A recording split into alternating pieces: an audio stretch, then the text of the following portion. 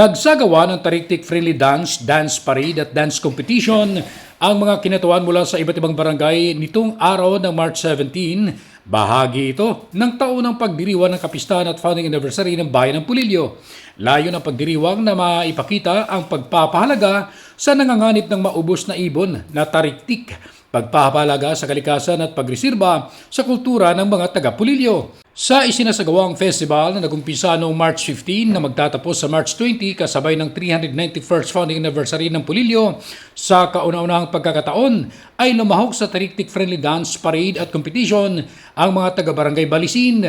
Ang Balisin ay isang island barangay sa bahagi ng Lamon Bay na may kalayuan sa Pulilio proper, kaya nga't ganun na lamang ang kagalakan ni Mayor Angelic Bosque Pico sa paglahok ng mga kinatuan mula sa nasabing barangay.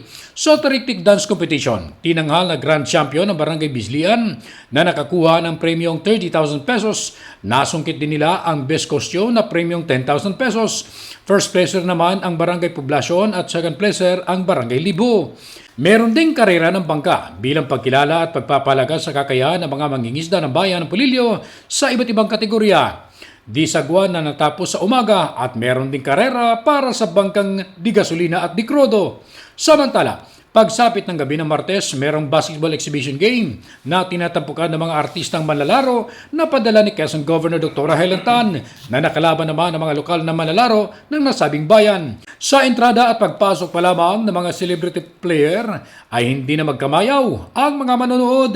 Baka sa mukha ng mga manonood ang kasiyahan matapos masaksihan ng personal ang kanilang mga hinangaang artista. Mula rito sa bayan ng Pulilio, lalawigan ng Quezon, ako si Che Arnarit, naghahatid ng mahalagang impormasyon at balitang totoo.